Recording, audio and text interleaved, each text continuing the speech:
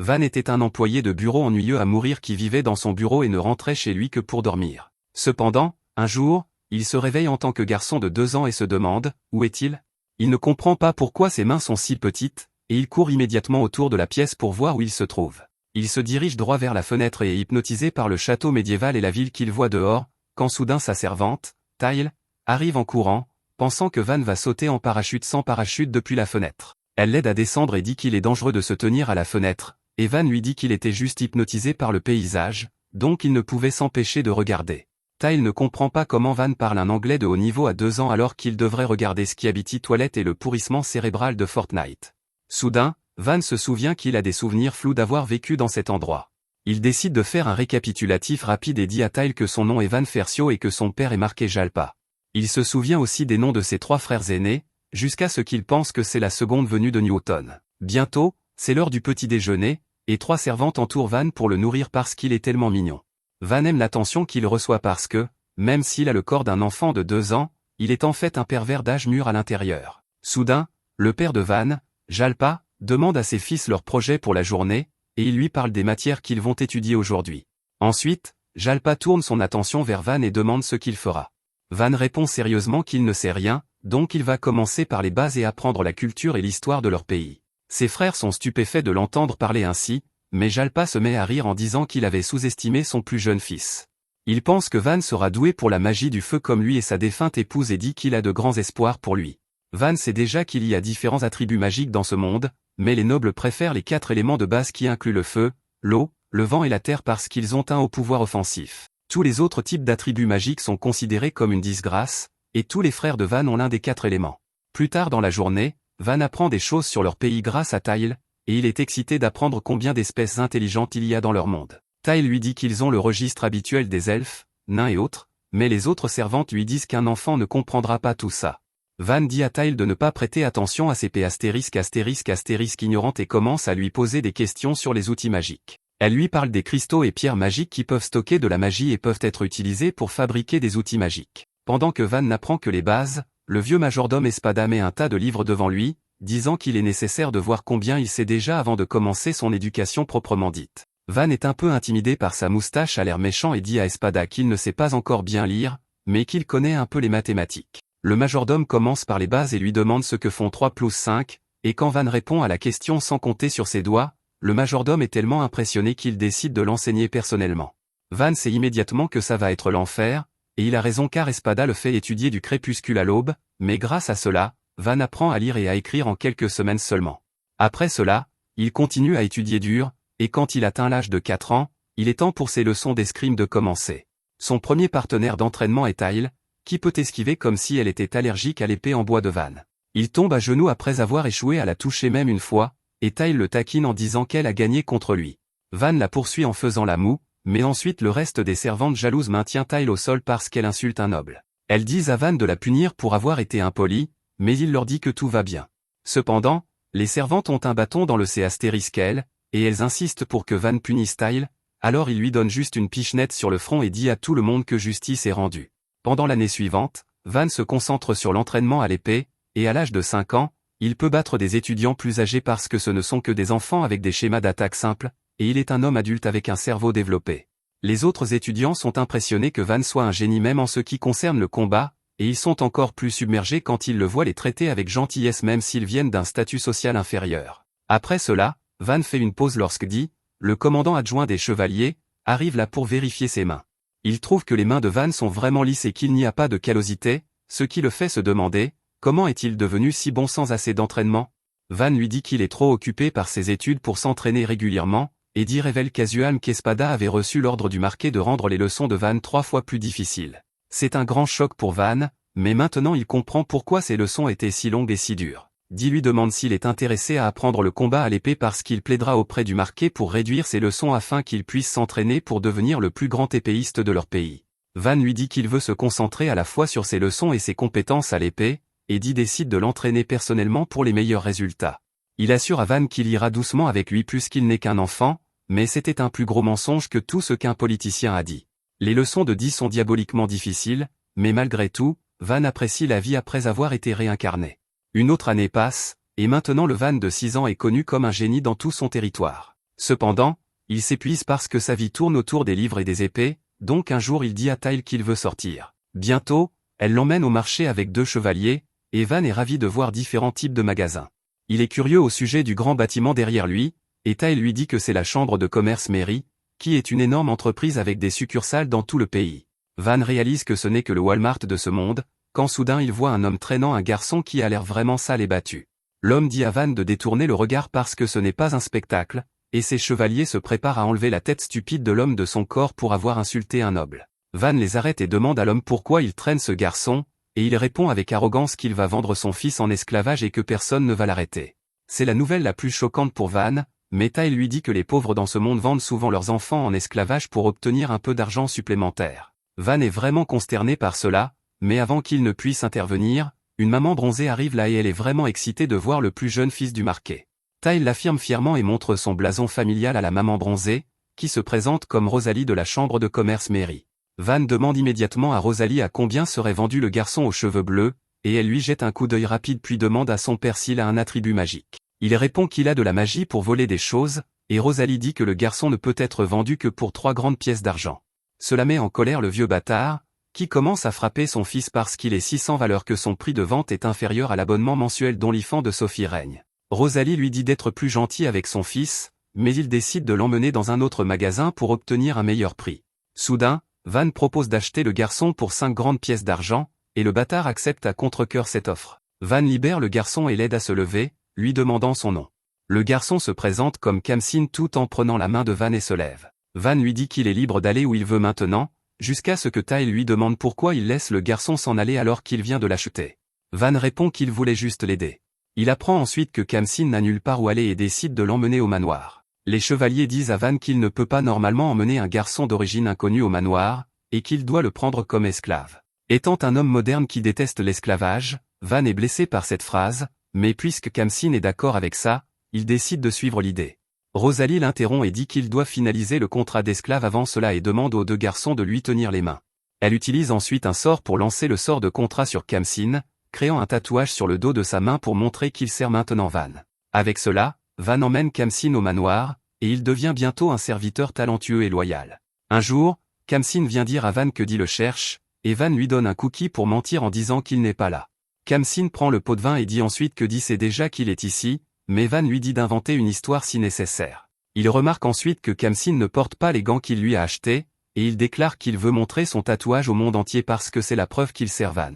Cependant, quand Van dit qu'il voulait vraiment qu'il porte les gants, Khamsin change immédiatement d'avis. Juste à ce moment-là, Dee frappe à la porte, et Khamsin sort pour lui dire que Van n'est pas là.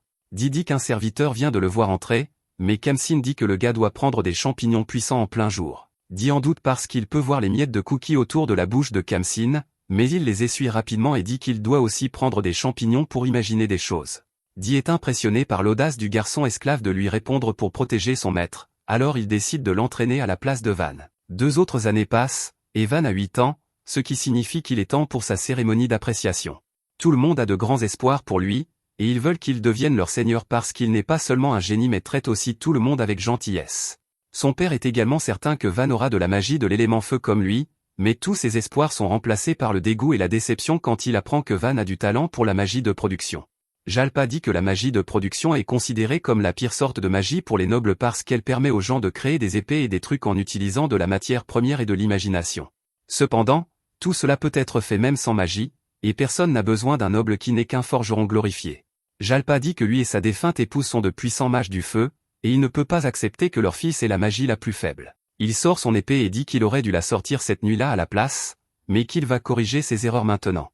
Van est paralysé par la peur et ne sait pas quoi faire, mais avant que son père ne puisse le frapper, son frère aîné, Mrusia, intervient pour le défendre. Il suggère qu'ils ont un village éloigné dans leur territoire qui n'est toujours pas développé, et qu'ils devraient laisser Van le développer.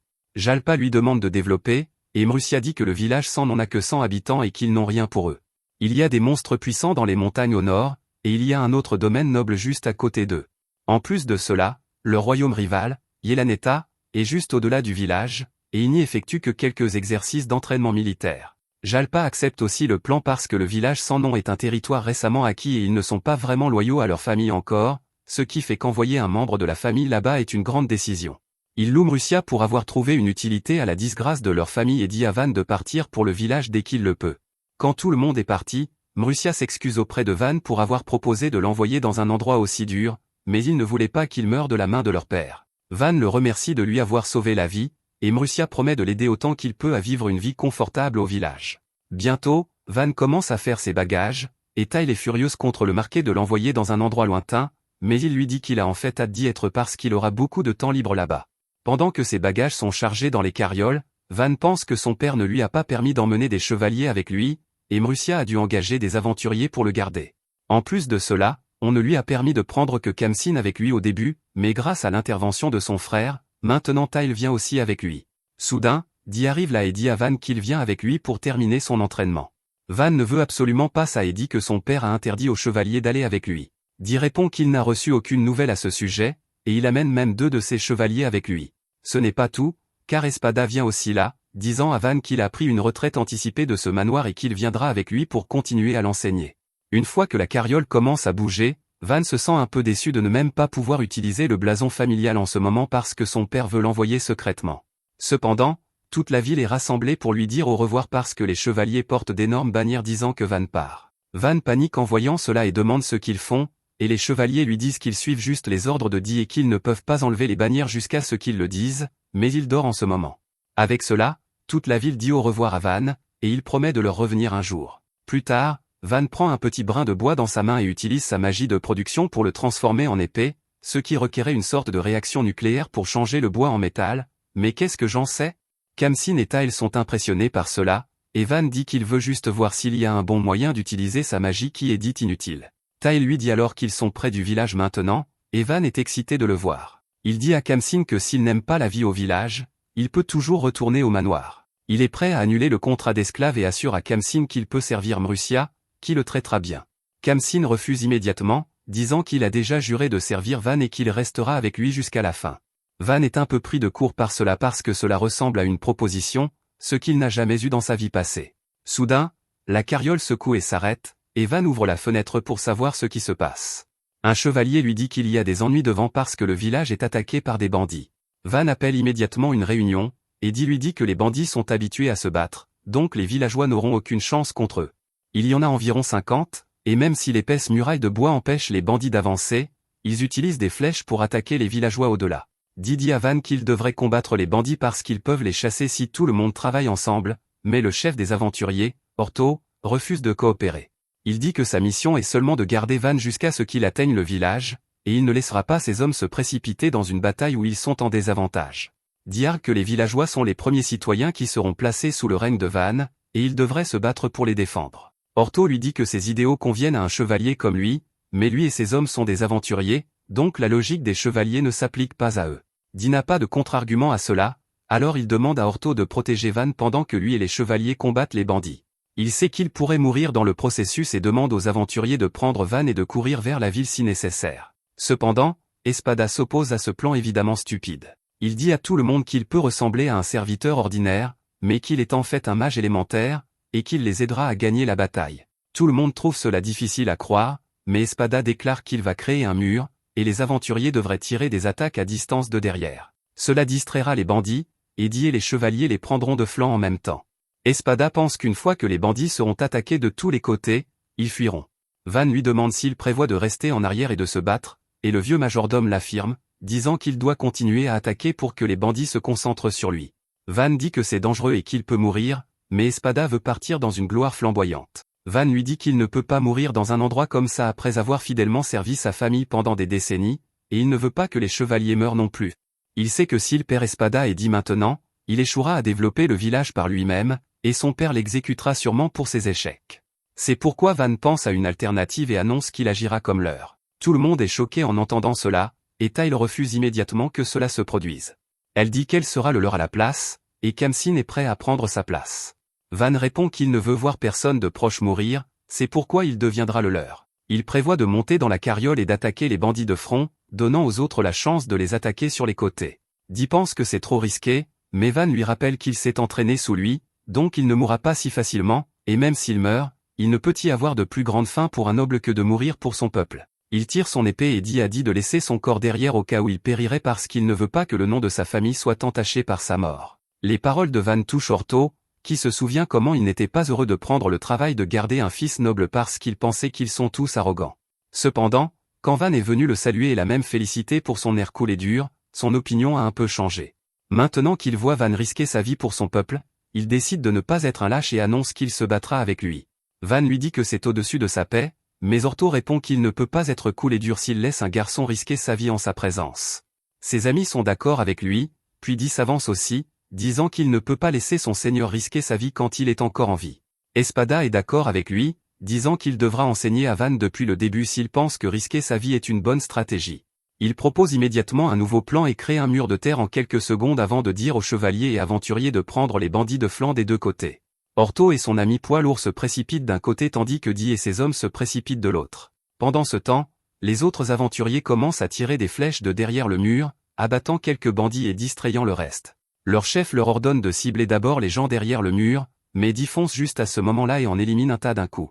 Orto, les aventuriers et les chevaliers rejoignent l'action aussi, et si cela ne suffisait pas à faire que les bandits laissent des taches sur leurs sous-vêtements, Dee commence à émettre une aura menaçante qui les fait fuir. Le chef bandit réalise qu'ils ne peuvent pas gagner comme ça, alors il charge vers le mur pour tuer les gens derrière. Orto essaie d'alerter son équipe, mais ils ne peuvent pas réagir à temps, et le cyclope en herbe se prépare à balancer sa lourde hache sur le nerd aux cheveux verts. Van intervient juste à ce moment-là et nargue le chef bandit pour attirer son attention. Il passe entre les jambes du gros type puis lui tranche les genoux par derrière, le faisant tomber au sol. Khamsin rejoint le combat aussi et bondit vers le chef bandit, utilisant sa hache comme point d'appui, et porte un coup final dévastateur. Peu de temps après, tous les bandits restants sont capturés, les forces de Van ne subissant aucune perte. Orto est heureux qu'ils aient obtenu le meilleur résultat possible et dit qu'une fois qu'ils auront reçu leur paiement, leur travail ici sera terminé, mais il est un peu curieux au sujet de Van maintenant. Il voit un grand potentiel en lui et demande à son équipe si elle veut rester dans les parages et voir ce qu'il peut faire de ce village sans nom. La moitié d'entre eux lui disent qu'il n'y a pas assez d'argent dans le village pour eux, mais son équipe centrale reste parce qu'ils ont aussi vu Van en action, et ils croient qu'il n'est pas un garçon ordinaire. Ils veulent investir en lui parce qu'ils sont certains qu'il réussira un jour, et alors ils pourront encaisser tous les points de loyauté. Pendant ce temps, Tyle secoue Van pour avoir risqué sa vie et lui dit de la laisser plonger dans le danger la prochaine fois. Juste à ce moment-là, Dee et d'autres arrivent là et disent à Van que les villageois se sont rassemblés à la porte. Il décide d'entrer dans le village avec fierté et espoir, mais en voyant le village, il perd un peu des deux parce qu'ils ont l'air faibles et désolés. Le chef du village accueille Van et le remercie de lui avoir sauvé la vie, et la première question que Van pose est de savoir si le village a déjà été attaqué auparavant. Le vieil homme l'affirme, disant qu'ils ont déjà été attaqués plusieurs fois cette année. Van demande la raison de cela, et le chef répond qu'auparavant le village faisait partie d'un autre territoire et que les chevaliers le patrouillaient régulièrement. Depuis qu'ils font partie du territoire de la famille Fersio, personne n'est venu s'occuper d'eux. Van s'excuse pour cela et dit que son père ne reconnaît pas encore la valeur des petits villages. Cela énerve les villageois, et le vieux chef demande si les nobles pensent que les petits villages ne valent pas la peine d'être protégés parce qu'ils ne paient pas beaucoup d'impôts. Van lui dit que c'est inutile de blâmer qui que ce soit, et cela rend les villageois encore plus en colère. Ils disent qu'un noble ne comprendrait jamais ce qu'ils endurent, mais Van dit qu'il parle de l'avenir du village, et sa colère est inutile ici. Il dit que les nobles sont responsables de l'état du village, mais les lois écrites par le fondateur du royaume sont la principale raison. Il dit que blâmer la loi ne changera rien, et ils doivent faire autre chose pour protéger le village. La première façon est de produire quelque chose de si précieux que le royaume ne peut pas les ignorer. La deuxième façon est de gagner assez d'argent pour engager des mercenaires pour se protéger, et la dernière façon est de travailler sur le village et de l'améliorer. Une villageoise lui dit qu'ils ont aussi pensé à cette idée, mais qu'ils n'ont rien du tout. Van lui dit que les choses sont différentes maintenant parce qu'ils ont un nouveau seigneur, et il fera tout pour défendre le village. Eh bien, les villageois ne lui font pas confiance parce qu'il est un enfant, mais quand Espada et Dee s'avancent et se présentent comme l'ancien majordome en chef et le vice-commandant de l'ordre des chevaliers, les villageois deviennent soudainement confiants que leur village est entre de bonnes mains. Le chef demande à Van s'il a une puissante magie élémentaire, et il précise immédiatement que le mieux qu'il puisse faire est la magie de production, donc il ne devrait pas s'attendre à une force de combat de sa part. Les villageois commencent à bouder ouvertement, et l'ego de Van en prend un coup. Juste à ce moment-là, un villageois lui demande ce qu'il devrait faire au sujet des impôts parce qu'actuellement ils ont du mal à payer 30% de leurs revenus. Van décide de le réduire à 10% jusqu'à ce que le village soit stable, et tous les villageois commencent déjà à l'apprécier. Ensuite, Van dit qu'ils doivent travailler sur les défenses du village et demande à Espada si le mur de terre qu'il crée est durable. Le majordome répond qu'il ne dure qu'un petit temps avant que la mana ne s'épuise, et puis il devient juste un tas de terre. Van décide de construire un mur solide plus tard mais demande à Espada d'en créer un avec de la magie. Entre-temps, le vieux majordome crée immédiatement un énorme mur tout autour du village, et tout le monde est stupéfait en voyant cela. Après cela, Van dit qu'ils ont besoin de pièges et de trappes pour ralentir les bandits, et Dee lui demande de lui laisser ça. Van se tourne ensuite vers les villageois, disant qu'ils doivent travailler ensemble pour reconstruire le village parce qu'alors en faire un endroit réussi ne sera pas un rêve irréaliste. Après cela, Van va dans la forêt pour tester pleinement sa magie de production. Il prend une petite bûche de bois et utilise sa magie pour sentir pleinement chaque pouce de celle-ci. Il sépare ensuite le bois en fils très fins puis les tisse en un motif solide, créant un cube solide et fier. Tile et Khamsin demandent ce que c'est, et Van leur dit que c'est un cube de nanomatériaux, qui est vraiment solide. Il en crée un tas, et bientôt Orto et ses amis passent. Ils deviennent curieux au sujet des cubes RGB, et Orto demande s'il peut essayer d'en couper un. Il lance un bloc en l'air puis le frappe avec toute sa force, mais le bloc frappe un arbre voisin et il n'y a pas une seule égratignure dessus. Orto est incrédule parce que son coup pourrait couper la pierre, mais le cube de nanomatériaux est toujours intact. Après cela, Van commence à expérimenter un peu plus avec sa magie et continue à créer des armes et des trucs jusqu'à ce que le soleil commence à se coucher. Tile demande s'il n'est pas fatigué parce que la magie de production est censée consommer beaucoup de mana, mais Van se sent complètement bien. Il se demande combien de mana il a et crée casuellement un katana en bois parce que qui se soucie de la science et de la conservation de l'énergie et de la matière quand on a de la magie? Les yeux de Khamsin commencent à briller en voyant un nouveau type d'épée, alors Van le lui offre, puis Tile commence aussi à le regarder avec des yeux suppliants. Van lui donne une hache, et Tile n'est pas du tout contente parce qu'elle a un design de crâne effrayant qui ne va pas bien avec son ambiance mignonne. Plus tard cette nuit-là, pendant que Tile et Khamsin dorment, Van s'assied devant le feu de camp, incapable de se reposer.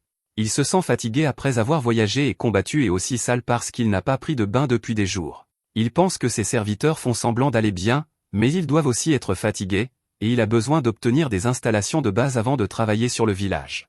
Alors le lendemain, Van commence à empiler des cubes nano dans un espace ouvert pour en faire une maison.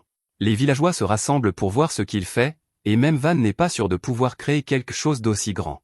Cependant, il se concentre sur les détails et les étapes pour construire une maison. D'abord, il érige des piliers solides qui supporteront le poids du plafond puis construit des murs autour d'eux.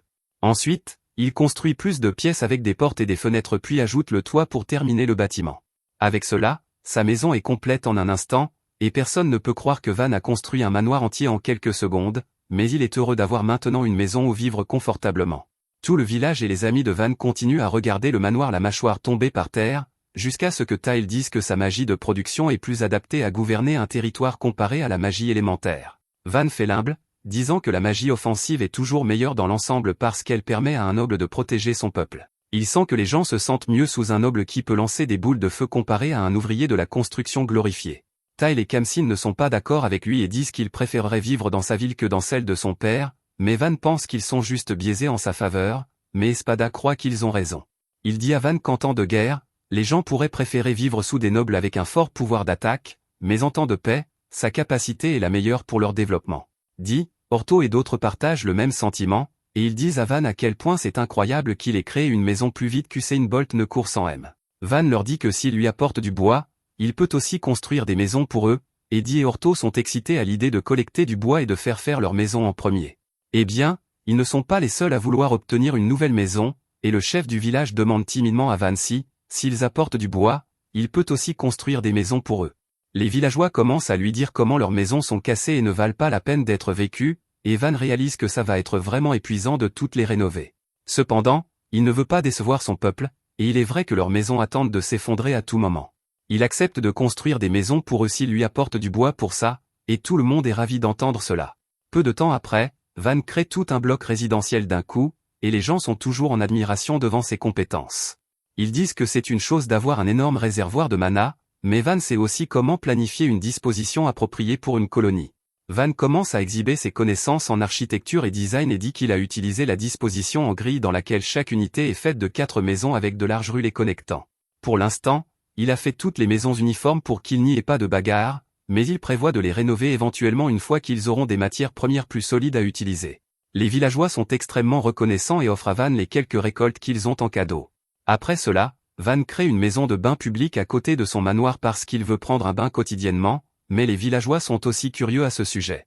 Tile et la mage aux cheveux verts, pluriel, disent à Van de prendre un bain avec elle, et il panique en entendant cela et leur rappelle qu'il est déjà un homme adulte. Les filles prennent un bain en premier, et Pluriel dit que Van est différent de tout autre noble qu'elle a rencontré, et qu'il est vraiment gentil et sage. Tyle commence immédiatement à jacasser sur à quel point son maître est génial, et une fois qu'elle a fini de raconter tout ça à sa nouvelle amie, c'est au tour des garçons de prendre un bain. Van et Khamsin entrent d'abord, et Van remarque que Khamsin développe des muscles après s'entraîner régulièrement avec Dee. En parlant du diable, Dee et les chevaliers viennent à la maison de bain juste à ce moment-là, et puis l'idiot au cerveau musculaire commence à balancer sa lourde épée dans les bains publics. Après le bain, Van va se reposer dans sa chambre et s'écroule sur le lit, pensant qu'il peut enfin se reposer après une journée épuisante. Le lendemain matin, il se réveille pour trouver que les chevaliers ont creusé une tranchée autour du village pour le protéger des pillards, et Van dit qu'ils doivent la remplir d'eau pour de meilleurs résultats. Ils ont aussi besoin d'eau pour boire, l'agriculture et les bains publics, donc Van décide que leur prochaine priorité sera de sécuriser une source d'eau stable. Il repère immédiatement un plan d'eau à proximité, puis Espada crée un petit canal dans cette direction. Dee et les autres garçons commencent à élargir et allonger le canal, et Van les suit, utilisant sa magie pour stabiliser les murs et le fond du canal pour les rendre étanches. Il remarque que Dee passe le meilleur moment de sa vie à creuser le sol dur, et Espada dit qu'il est assez actif pour un homme au début de la quarantaine. Khamsin et les chevaliers se décarcassent aussi, et Van pense qu'il faudra au moins une semaine pour que le canal soit terminé. Cependant, il est déterminé à sécuriser l'eau pour le village parce qu'une fois qu'ils auront toutes les installations de base, les marchands commenceront à les visiter et il pourra améliorer le niveau de vie de tout le monde. Eh bien, Van semble avoir surestimé l'enthousiasme de ses travailleurs, et juste à la fin de la journée, ils sont à mi-chemin du village. Van dit que c'est assez et leur dit d'arrêter, et Dee lui demande quel est le problème parce qu'il peut continuer. Van lui dit que tout le monde n'a pas l'énergie de Grody comme lui, et Khamsin et d'autres tremblent comme le jouet préféré de leur maman. Dee réalise que tout le monde n'est pas construit comme lui, alors il accepte de faire une pause pour la journée, même s'il a encore assez d'endurance pour terminer le canal tout seul. Le canal est terminé le lendemain, et toutes les personnes impliquées se rassemblent à la rivière pour assister à son inauguration. Van dit à Espada d'ouvrir la porte, et il brise un bouchon de pierre pour laisser l'eau s'écouler dans le tunnel. Tout le monde applaudit en voyant l'eau couler régulièrement dans le canal qu'ils ont créé, et les villageois sont stupéfaits de voir autant d'eau d'un coup. Bientôt, l'eau remplit les tranchées autour du village, mais Van craint que cela ne conduise à des inondations une fois que les pluies commenceront. Il décide de creuser un lac derrière le village pour qu'ils puissent éviter cela, et Espada dit que cela servira aussi de réservoir pour les temps secs. Peu de temps après, Van et ses amis construisent un lac derrière le village, et tout le village s'y rassemble pour le voir. Ils ne peuvent pas contrôler leur bonheur en le voyant, et le chef du village remercie Van parce que maintenant ils n'auront plus à faire un mile pour obtenir de l'eau pour leur famille. Quelques jours plus tard, Van renforce le mur du village en ajoutant des morceaux de pierre dans la boue puis en les transformant en béton avec sa magie de production. Tout le monde est sûr qu'avec un tel mur solide, ça n'aura même pas d'importance si les bandits les attaquent, mais Van n'est pas satisfait. Il décide de rendre leur défense encore plus forte en installant des balistes au sommet du mur et met des boucliers devant elles pour qu'ils puissent attaquer les ennemis tout en restant à l'abri de leurs attaques à distance. Van dit que ce sont juste des choses basiques, mais tout le monde n'est pas d'accord avec lui parce qu'elles ont l'air vraiment cool et impressionnantes. Il pense que personne n'osera plus s'en prendre à leur village maintenant, et Espada dit qu'il est faux d'appeler cet endroit un village parce qu'il commence déjà à ressembler à une forteresse. Dee dit que si Jalpa savait que Van était capable de cela, il ne l'aurait jamais envoyé loin et l'aurait même fait son successeur immédiatement. Espada n'est pas d'accord, disant que Jalpa accorde beaucoup plus d'importance aux capacités de combat, et il n'aurait jamais pleinement apprécié le talent de Van. Dee argue que Van a plus qu'assez de force de combat et qu'il est probablement plus fort que quiconque là-bas. Espada rétorque que le pouvoir de Van est génial pour protéger les gens, mais il ne peut pas conquérir d'autres territoires. Dee prend cela comme une insulte personnelle et dit que la guerre est plus que des soldats qui s'entrechoquent avec des épées. Voyant que les deux hommes deviennent plus sérieux qu'ils ne le devraient, Van leur demande d'arrêter. Il dit que se disputer sur le talent et son utilisation ne leur fera aucun bien, et ils doivent faire de leur mieux pour vivre une meilleure vie avec ce qu'ils ont. Dee se met à rire en réalisant son erreur, et il est d'accord avec Van, disant qu'il deviendra un grand dirigeant peu importe où il est envoyé. Il dit avec confiance qu'un jour il pourrait même avoir un domaine qui rivalise avec celui de son père, mais Van est plus intéressé par le petit déjeuner parce qu'il a vraiment faim. Il apprécie le petit déjeuner que Tyle lui prépare, et elle est contente qu'il l'aime parce qu'ils sont un peu à court d'ingrédients. Van réalise que c'est une chose inquiétante, et Espada lui dit qu'améliorer la défense du village est une bonne idée, mais ils doivent aussi s'inquiéter de ses revenus. Ils n'ont aucune connexion sauf les marchands qui viennent ici une fois par mois. Van répond qu'il peut s'occuper des meubles et de la coutellerie, et les villageois produisent assez de légumes pour se sustenter, donc ils peuvent s'en sortir juste bien. Espada essuie le morceau d'omelette de sa moustache en disant à Van qu'ils n'ont aucun assaisonnement ici, et ils n'ont pas non plus les ingrédients pour les desserts cuits au four que Van aime tant. Van est choqué d'entendre cela et se tourne immédiatement vers Tyle, l'air de dire qu'elle l'a trahi. Il décide de mettre en place une industrie spéciale qui rapportera à ce village tout l'argent dont il a besoin. Il demande à son équipe de lui donner des idées immédiatement, et Khamsin suggère qu'ils peuvent vendre les cubes nano parce que c'est un matériau révolutionnaire. Van refuse cette idée immédiatement parce que seul lui peut les utiliser. Ensuite, Tyle dit qu'ils peuvent chasser des monstres pour des matériaux, mais Van rejette aussi cette idée parce que seuls les aventuriers et les chevaliers peuvent le faire. Espada pense qu'il est difficile de trouver quelque chose de spécial dans ce village, donc Van décide de réfléchir sérieusement. Plus tard dans la journée, il tombe sur le gros de l'équipe d'Orto, qui dit que ses serviteurs semblent beaucoup l'aimer parce que quand il leur a demandé de montrer ce que leurs armes pouvaient faire, ils refusent de laisser les armes être ruinées en les utilisant. Van est déçu en eux deux et dit que les armes sont faites pour être utilisées, et s'ils les gardent stockées dans leur C***, elles ne les aideront pas quand le moment viendra.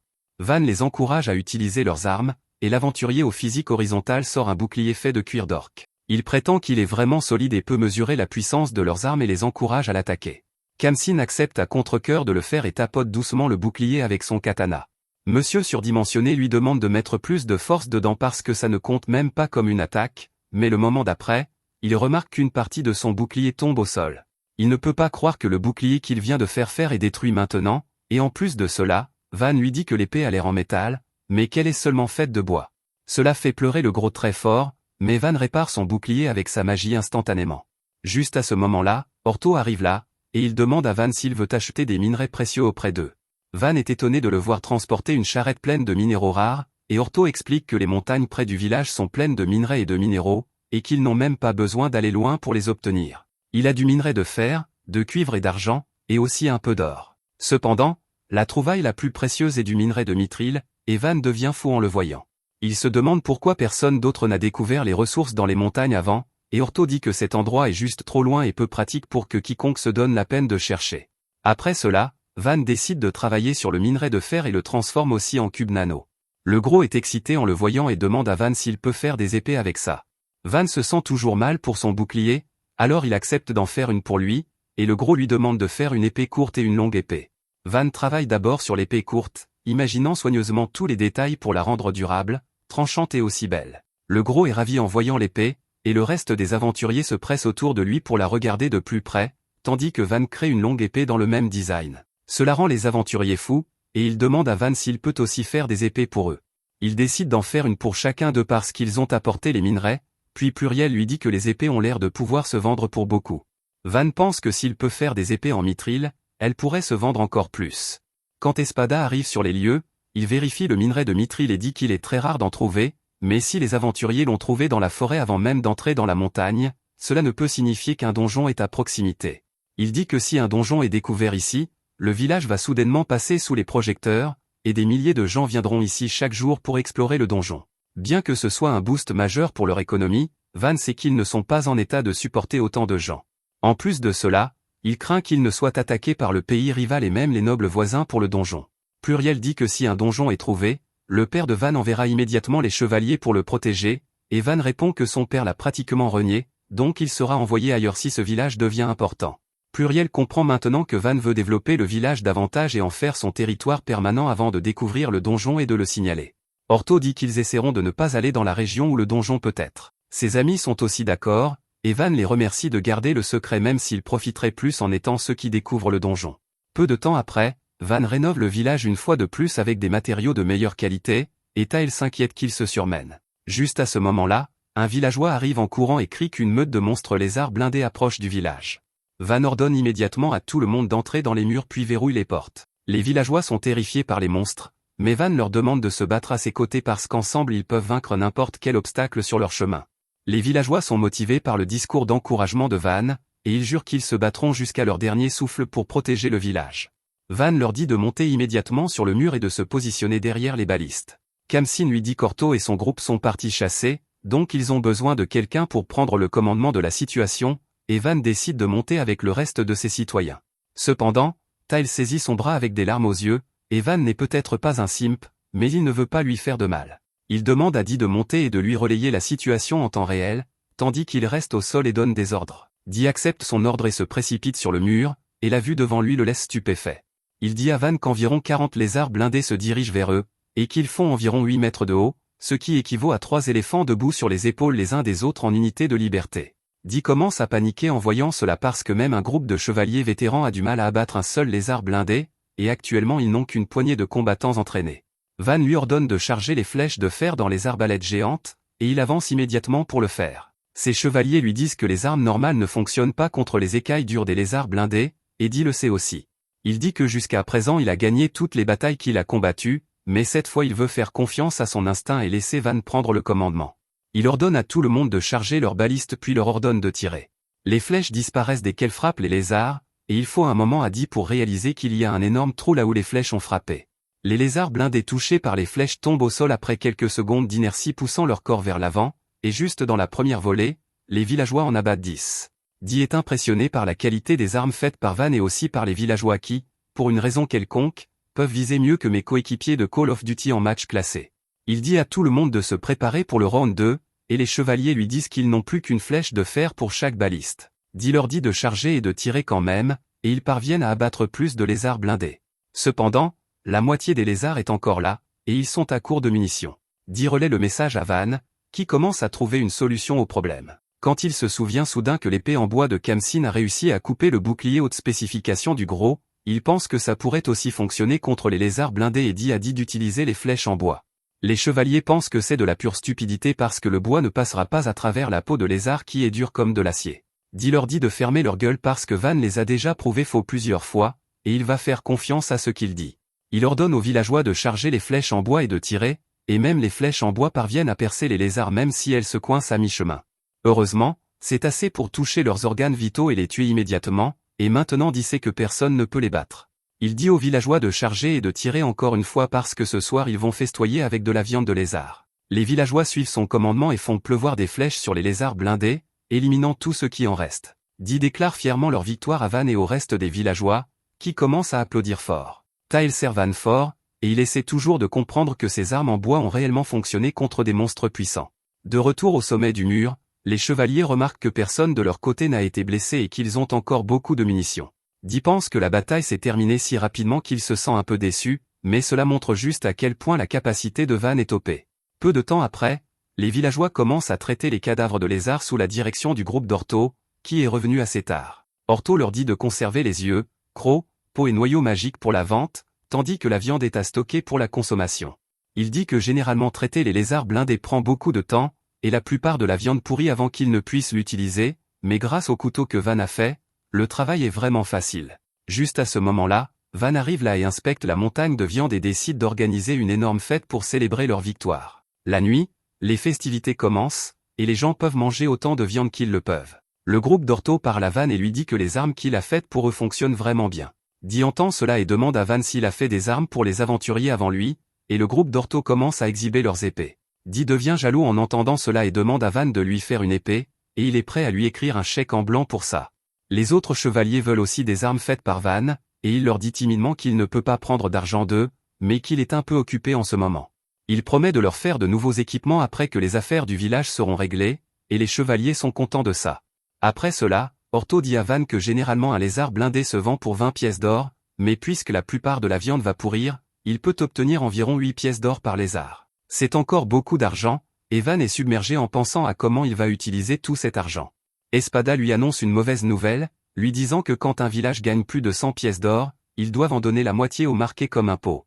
Van a l'impression d'avoir perdu les économies de sa vie dans une arnaque crypto en entendant cela et demande s'il y a un moyen de commettre une fraude fiscale. Espada lui dit qu'ils ne peuvent pas cacher la vente de tant de matériel, et Van perd tout espoir. Cependant, il est plus inquiet que son père découvre l'importance de ce village parce qu'alors il l'exilera dans un autre endroit lointain. Soudain, Espada trouve une solution et dit qu'ils peuvent compromettre la situation en rapportant Amrucia au lieu de Jalpa. Van réalise qu'ils peuvent donner la gloire d'avoir vaincu les lézards à son frère aîné, ce qui couvrira leurs actions et leur permettra de rester dans ce village plus longtemps. Le lendemain, 2 marchands viennent au village, et ils sont déconcertés en voyant l'énorme mur semblable à une forteresse devant eux. Ils commencent à se blâmer mutuellement pour avoir mal lu Google Maps et perdu le chemin, quand soudain, Van apparaît au sommet de la porte et les accueille dans son village. Les marchands sont choqués parce qu'ils reconnaissent Van comme le fils génie du marquis et se demandent pourquoi il est dans un endroit aussi éloigné. Il se présente comme Bell et Rango de la chambre de commerce mairie, et Van les laisse entrer. Dès que les frères marchands atteignent l'entrepôt, leurs mâchoires tombent à moitié au sol en voyant les matériaux récoltés sur les lézards blindés. Ils ont du mal à croire qu'un si petit village a chassé tous ces monstres, mais Van veut juste savoir s'ils peuvent leur acheter tout ça. Les marchands disent immédiatement oui et demandent à Van d'attendre un mois parce qu'ils doivent organiser toute une équipe pour évaluer et transporter tout. Van accepte cela et leur demande de prendre de la viande gratuitement parce que de toute façon ça va pourrir puisqu'il ne peut pas créer de frigo actuellement. Il demande ensuite aux frères de jeter un œil à quelques armes qui sont aussi à vendre, et ils sont époustouflés par la qualité. Ils acceptent immédiatement le prix demandé par Van sans marchander, et il leur demande de les promouvoir. Les frères hésitent à répondre à cette question, et Van réalise que ces noobs pensent qu'ils sont des pros qui peuvent monopoliser le commerce de ces épées. Il leur dit que même s'ils essaient de garder le secret, les gens découvriront le village parce qu'ils peuvent découvrir l'itinéraire qu'ils prennent. Les frères sont choqués d'entendre cela, et Van leur dit qu'il y a une autre façon de faire un profit fou. Ils sont impatients d'entendre ça, et il leur dit d'installer une boutique dans leur village. Les frères acceptent immédiatement cette offre et s'inclinent devant Van pour montrer leur gratitude, et il leur dit qu'ils devraient construire leur boutique tout de suite avant même de comprendre de quoi ils parlent. Van crée la boutique dont ils ont toujours rêvé d'ouvrir et leur dit qu'il a hâte de faire de bonnes affaires avec eux. Peu de temps après, Van reçoit deux invités qu'il n'attendait pas du tout. L'un d'eux est une fille noble presque de son âge, et l'autre est une maman chevalier badass qui la garde. La maman chevalier est déjà dans le jugement et déclare qu'elle va découvrir si Van est vraiment un génie ou un imposteur. Pendant ce temps, Van reçoit des devoirs d'Espada, qui lui dit de planifier une ville pour 10 000 personnes parce qu'au rythme où il développe ce village, il deviendra une ville en un rien de temps. Il demande à Van quel genre de ville-forteresse il veut, disant que les forteresses de forme carrée sont les plus courantes. Cependant, Van ne peut pas s'empêcher d'être extra, et il dit qu'il veut construire une forteresse en forme d'étoile parce que cela forcera les attaquants à perdre beaucoup de temps à essayer de couvrir les points de défense qu'il établira autour de la forteresse. Espada aime l'idée et commence à aider Van avec ça. Quand la chevalière rousse fait irruption dans la pièce, disant qu'un émissaire du comté voisin de Ferdinando est là pour le voir, Van les laisse entrer, et il s'avère que ce sont la même fille noble et la maman chevalier. Il les salue, et la maman se présente comme Mera, qui est devenue vicomtesse après être montée du rang de chevalier. La fille se présente nerveusement comme Art, la plus jeune fille du comte Ferdinando, et Van demande à toutes les deux de s'asseoir. Mera demande immédiatement à Van pourquoi ils pensent qu'elles sont ici, et il dit qu'elles sont ici pour l'évaluer et le gagner s'il semble être une menace.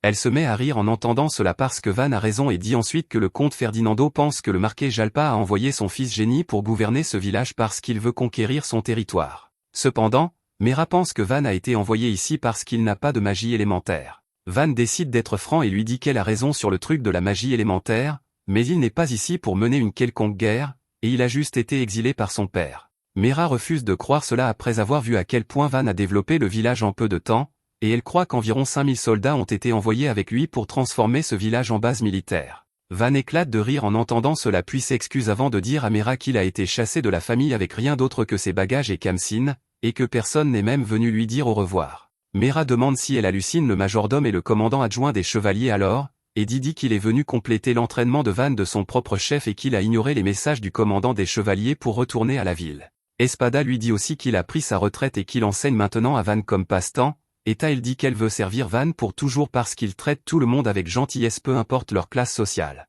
Cela n'explique toujours pas le développement rapide, et Van décide de donner une démo à ses invités parce que ce sera plus rapide. Il les emmène à l'extérieur du village et demande à Espada de créer un mur de terre pour qu'il puisse le transformer en mur de qualité forteresse. Mera est impressionnée par la magie du vieux majordome, mais elle dit que le mur s'effondrera dès qu'il perdra sa mana.